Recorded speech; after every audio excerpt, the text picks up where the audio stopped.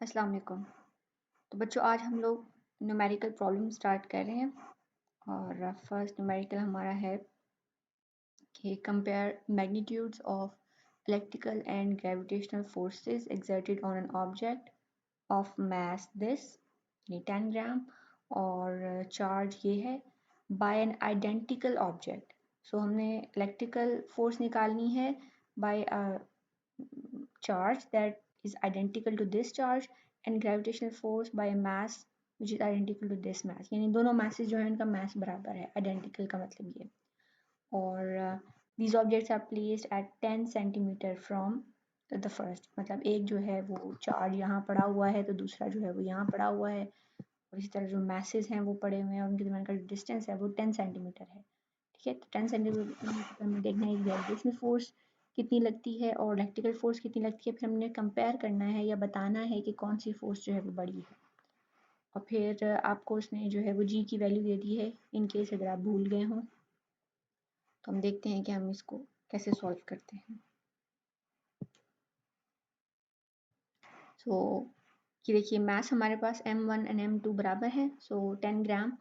और चूँकि आपको पता है कि मास का यूनिट जो है वो ऐसा यूनिट kg होता है, तो हम इसको किलोग्राम में कन्वर्ट कर देंगे बाय मल्टीप्लाई होंगे 10⁻³ या डिवाइड करेंगे 1000 के साथ। इसी तरह Q1 Q2 दोनों आइडेंटिकल हैं, दोनों जो है वो 20 माइक्रोकूलम के बराबर है। माइक्रो का मतलब होता है 10⁻⁻6 और जो डिस्टेंस है वो 10 सेंटीमीटर है। इसको भी आप मीटर में कन्वर्ट करोगे विच इज़ 0.001 मीटर। अब हमने F इलेक्ट्रिकल और F ग्रेविटेशनल जो है उनके मैग्नीट्यूड निकालने हैं कि वो क्या है। तो हमें बताया कि Fe जो है वो k Q1 के Q2 ओवर r स्क्वायर होती है और k की वैल्यू आपके पास होती है 9 क्रॉस 10⁻9। और इसी तरह ये जो चार्ज है दोनों चूँकि सिमिलर हैं तो आप दोनों की जगह 20 और क्रॉस 10⁻⁻6 कर देंगे और डिस्टेंस की जगह उसकी वैल्यू रख देंगे। तो यहाँ से आपके पास Fe की कोई वैल्यू आ सकती है। इसको आपने सॉल्व कर लेना है। सारे जो नंबर्स हैं जैसे 9, 20 मल्टीप्लाई करके 0.01 का स्क्वायर लेके उसके साथ डिवाइड कर देना है और 10⁻⁻9 जो है उसको ऐड अप कर देना है 10⁻⁻6 और -6 में, तो ये 10⁻³ हो जाएगा ऐड अप होकर। तो उसको थोड़ा सॉल्व कीजिए तो आपके पास आ रहा है 360 न्यूटन Fe इलेक्ट्रिकल फोर्स का मैग्नीट्यूड। ठीक हो गया। आप ये भी कर सकते हैं कि ये जो 10 सेंटीमीटर था ना, इसको आप मीटर में कन्वर्ट करने के लिए 100 के साथ डिवाइड कर दें, जिसका मतलब है कि आप लिख सकते हैं, यानी यहाँ पर बजाय इसके कि आप 0.01 लिखें, यहाँ पे आप लिख सकते हैं 10 क्रॉस 10⁻⁻2 और उसका होल स्क्वायर। ठीक हो गया। तो उस तरह भी आप कर सकते हैं, इस तरह भी कर सकते हैं। फिर ग्रेविटेशनल फोर्स का मैग्नीट्यूड निकालना है। तो मास हमारे पास उसने बताया हुआ था कि वो 10 ग्राम है, यानी 10⁻³ किलोग्राम, और दूसरा मास भी उतना ही है। तो उन दोनों मैसेज के दरमियान हमें निकालना है कि ग्रेविटेशनल फोर्स जो है वो कितनी लग रही है, अगर वो भी उतने ही डिस्टेंस पे पड़े हों जितने डिस्टेंस पे चार्जेस पड़े हुए थे। तो इस तरह आपने सारी वैल्यूज पुट कर दी, जी की वैल्यू पुट कर दी है, आर और एम की वैल्यू पुट कर दी है। तो आपके पास जो एफ जी है वो आ रही है 6.67 क्रॉस 10⁻⁻13 न्यूटन। देखिए एफ ई जो है वो 360 न्यूटन है और जो एफ जी है वो सम वैल्यू टाइम्स 10⁻⁻13 है, विच मीन्स कि आपके 6 से पहले 12 जीरोज जो हैं वो आएंगे। तो इसका मतलब ये हुआ कि जो ग्रेविटेशनल फोर्स है उसका मैग्नीट्यूड तो बहुत ही छोटा है, बहुत ही कम है। तो अगर आप इसको कंपेयर भी करें तो उसके लिए आप क्या करोगे कि इलेक्ट्रिकल फोर्स को डिवाइड कर दो, इलेक्ट्रिकल फोर्स और ग्रेविटेशनल फोर्स का रेशो ले लोगे, तो यानी F E divided by F G. तो अगर तो एफ ई बड़ा होगा तो इस चीज़ का आंसर 1 से ग्रेटर आएगा, और अगर एफ जी बड़ा होगा तो इस चीज़ का आंसर 1 से छोटा आएगा। तो आप देखो कि अगर आप इनको डिवाइड करते हो तो इनका आंसर आ रहा है 5.4 cross 10⁻⁻14 which is greater than 1। मतलब है कि एफ ई जो है वो एफ जी से बहुत ज़्यादा बड़ी है। और कितनी बड़ी है? 5.4 क्रॉस 10⁻14 टाइम्स जो है वो एफ ई जो है वो एफ जी से बड़ी है। यानी अगर दो मैसेज आपके पास हैं और दो चार्जेस हैं तो उनके दरमियान जो इलेक्ट्रिकल फोर्स है वो ज़्यादा स्ट्रॉन्ग लग रही है। दूसरे जो चार्ज है उसको इलेक्ट्रिकल फोर्स जो है वो ज़्यादा वो एक्सपीरियंस कर रहा है एज़ कम्पेयर टू अगर उनकी जगह पर अगर हम उनके मैसेज को देखें और ग्रेविटेशनल फोर्स को देखें तो ग्रेविटेशनल फोर्स जो है वो बहुत ही वीक फोर्स है। ठीक हो गया। तो इससे हमारा कंक्लूजन निकलता है कि एफ ई जो है वो एफ जी से बहुत बड़ी है। नेक्स्ट न्यूमेरिकल पे आ जाते हैं। सो न्यूमेरिकल नंबर 2 है calculate vectorially the net electrostatic force on q as shown in the figure. So यहाँ पे उसने विक्टोरियल लिखा है वैसे, लेकिन ये कि हम इसको क्वान्टिटेटिवली भी फाइंड करेंगे और फिर विक्टोरियली भी देखेंगे। सो ये हमारे पास चार्ज Q1 है, ये चार्ज Q2 है और ये चार्ज Q है। अब चार्ज Q के ऊपर हमने फाइंड करना है कि फोर्सेस जो हैं वो कौन सी लग रही हैं और उनका उस फोर्स का डायरेक्शन क्या है, मैग्नीट्यूड क्या है। तो जो चार्ज Q1 है वो Q से 1 मीटर के डिस्टेंस पे पड़ा हुआ है, इसी तरह चार्ज Q2 भी Q से 1 मीटर के डिस्टेंस पे पड़ा हुआ है। चार्ज Q1 और Q2 की वैल्यू जो है आप देखें बराबर है, यानी 1 माइक्रोकूलम और 1 माइक्रोकूलम।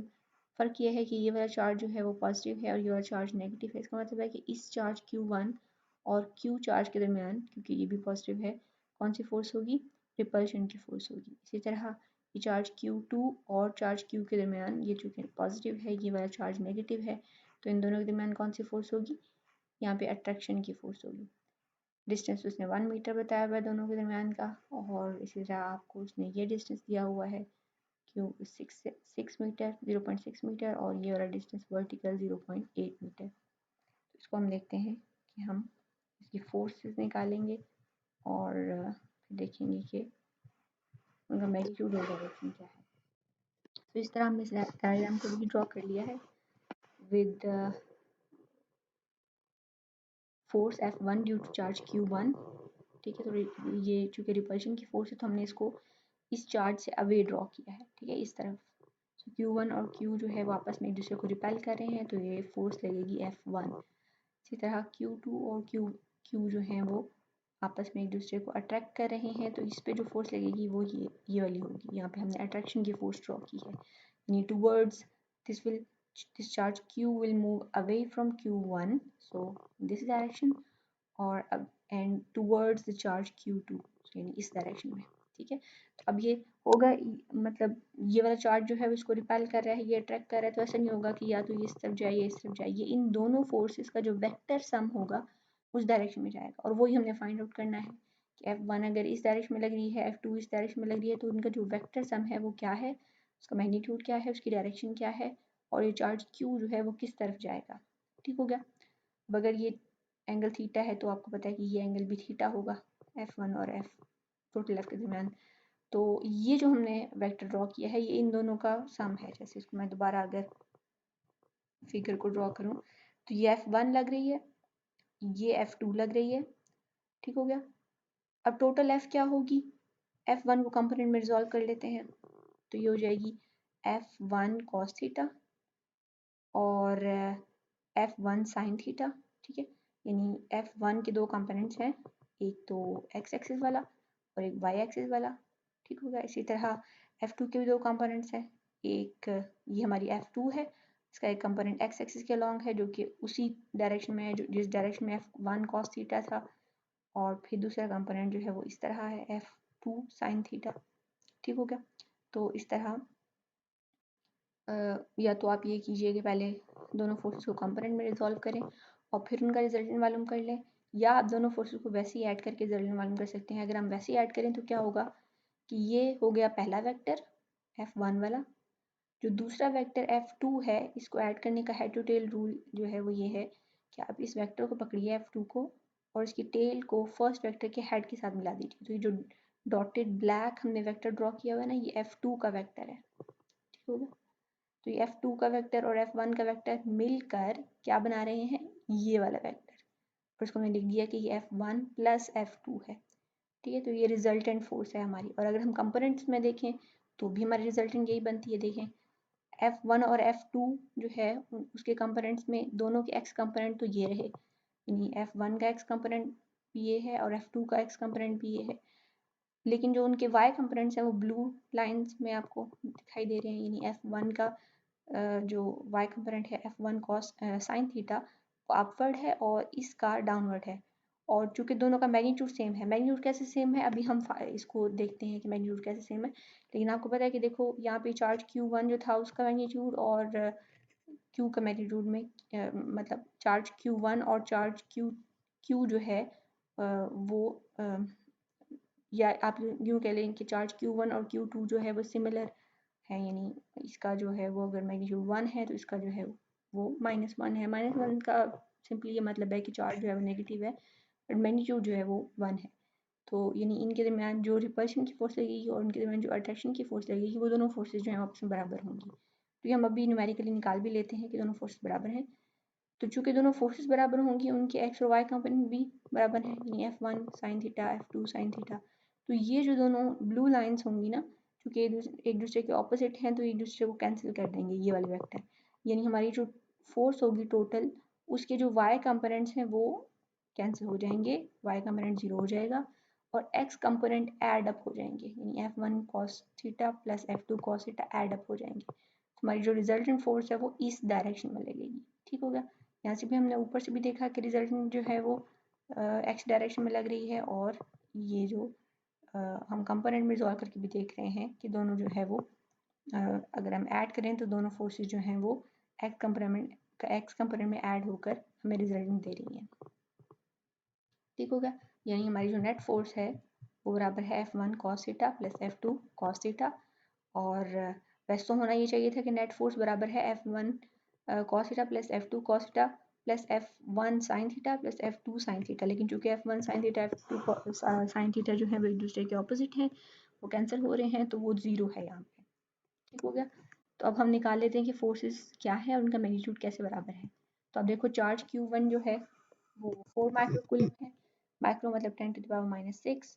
इसी तरह Q1 जो है वो ये है, Q2 जो है वो ये है। सो इन दोनों का मैग्नीट्यूड जो है वो सिमिलर है, सिर्फ चार्जेस के साइन का फ़र्क है। सो F1 फिर क्या आ जाएगी, F1 वो फोर्स थी जो Q1 Q पे लगा रहा था, तो ये फोर्स क्या हो जाएगी K, और सॉरी यहाँ पे मैंने शायद Q1 Q2 लिख दिया, बट यहाँ पे क्या आएगा Q1 Q। ठीक हो गया।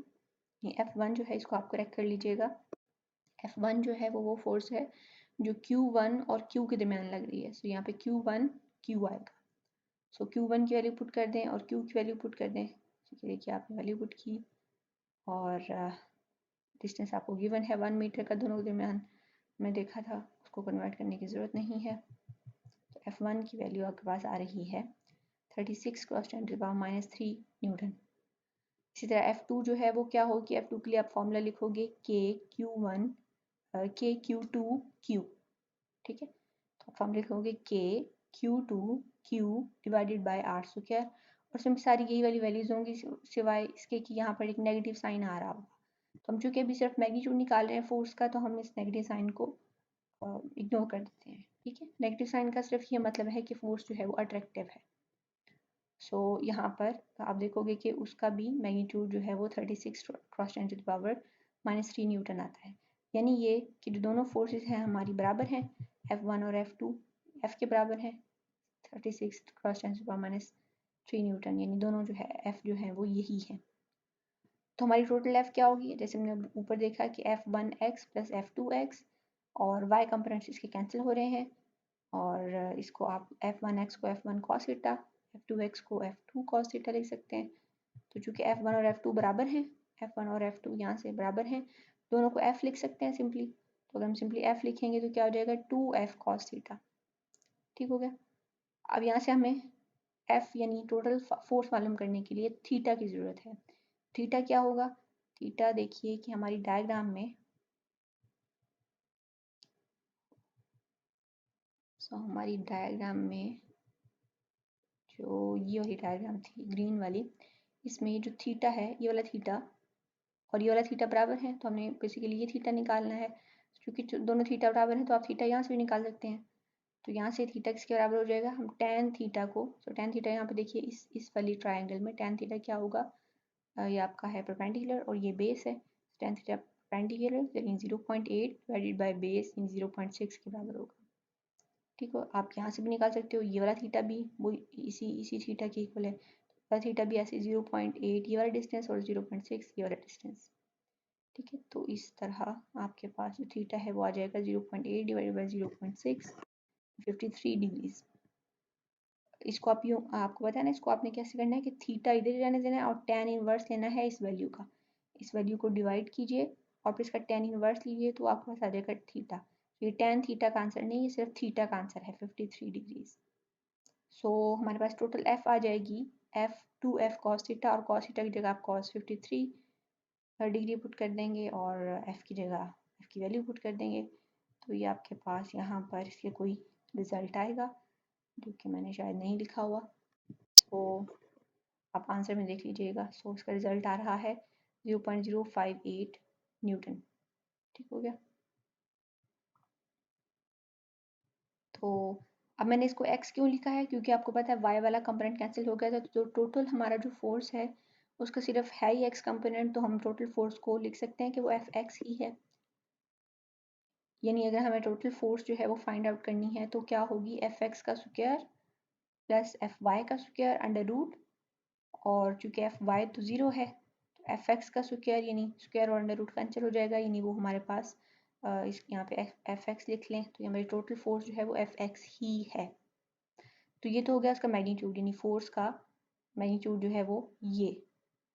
अब अगर हम इसकी डायरेक्शन देखना चाहें फोर्स की क्या है, तो डायरेक्शन के लिए हम क्या करेंगे, फोर्स की डायरेक्शन के लिए तो वो हम क्या करेंगे, देखेंगे कि थीटा जो है वो, इसको इसको बजाय थीटा की इसको हम फाई लिख लेते हैं, यानी हम फाइनल फोर्स की डायरेक्शन फाइंड आउट करना चाह रहे हैं कि क्या है।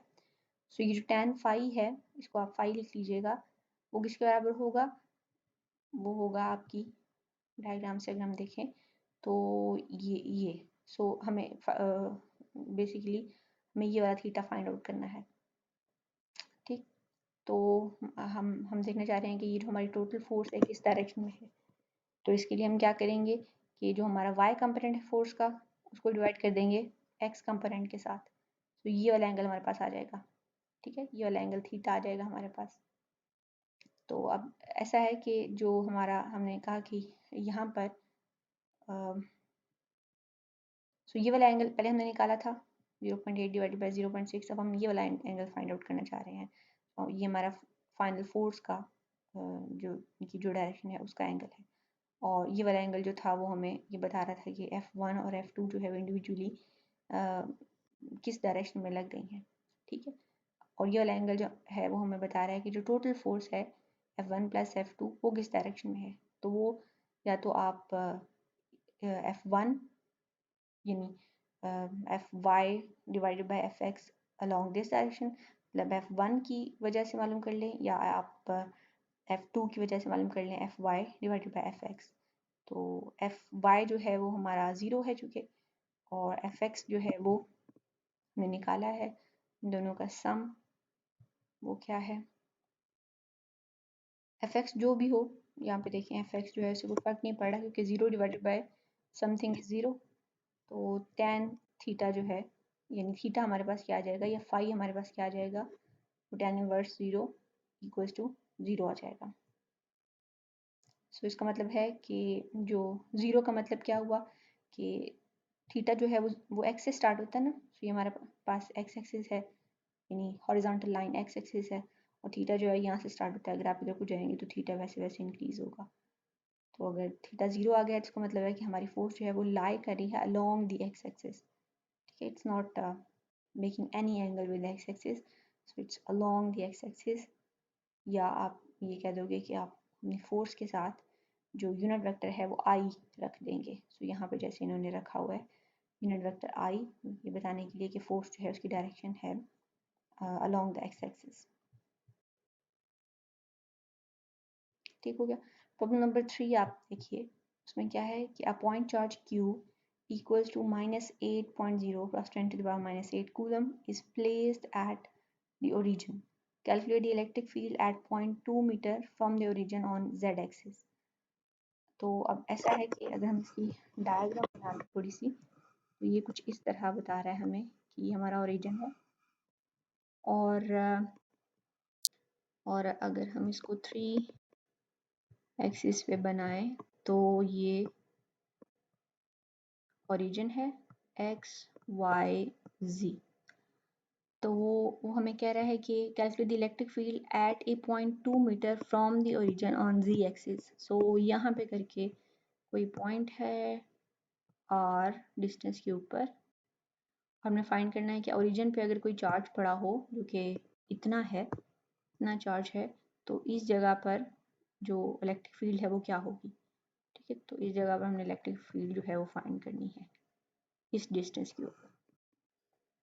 ठीक, तो चार्ज की मैग्नीट्यूड है हमारे पास, डिस्टेंस दिया हुआ है, मीटर में ही है, कन्वर्ट करने की ज़रूरत नहीं है। सो इलेक्ट्रिक फील्ड जो है वो क्या होगी, के क्यू ओवर आर स्क्वायर।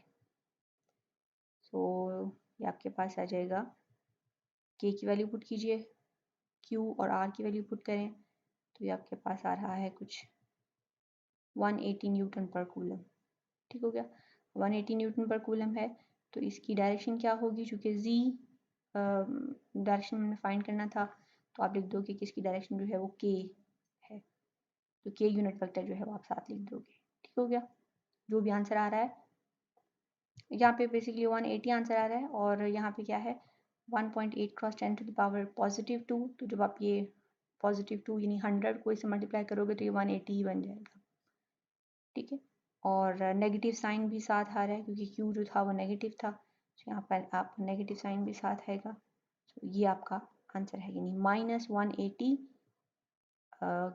यहाँ पे आप लिखोगे के यूनिट वेक्टर न्यूटन पर कूलम। ठीक हो गया, नेक्स्ट क्वेश्चन पे आ जाते हैं। तो ये हमारे पास है कि determine the electric field at a position r. बार को उसने हमें वेक्टर की फॉर्म में दिया हुआ है, यानी वो मैग्नीट्यूड नहीं बताया उसने हमें। caused by a point charge q which is this placed at the origin। हमें फाइंड करनी है इलेक्ट्रिक फील्ड जो कि किसी डिस्टेंस r पे है चार्ज q की वजह से, और डिस्टेंस r जो है वो हमें वेक्टर फॉर्म में गिवन है। तो e जो है वो आपको पता है कि वेक्टर फॉर्म में अगर हम लिखें तो वो क्या होगी, so E is equal to K Q over R square into R का यूनिट वेक्टर। सो आर का वेक्टर हमें दिया हुआ है 4i + 3j। इसका मैग्नीट्यूड निकालने के लिए हम एक्स एक्सिस, इसका जो एक्स कंपोनेंट है उसका स्क्वायर करेंगे, वाई का स्क्वायर करेंगे और उसका रूट ले लेंगे। सो इस तरह आपने इसका रूट लिया तो आपके पास आ गया 5। सो आर का मैग्नीट्यूड आ गया 5। अब आर का यूनिट वेक्टर निकाल लेते हैं। सो आर का यूनिट वेक्टर होगा आर का वेक्टर डिवाइडेड बाय आर का मैग्नीट्यूड, ये फॉर्मूला होता है। आर का वेक्टर जो था वो ये था और मैग्नीट्यूड ये है, तो ये आपके पास आ जाएगा आर का यूनिट वेक्टर। सो आप जो हमारा फॉर्मूला था उसमें वैल्यूज़ रख लीजिए, के की वैल्यू रख दी, क्यू ओवर आर स्क्वायर की वैल्यू रख दी, यहाँ से आर यूनिट वेक्टर की वैल्यू रख दी।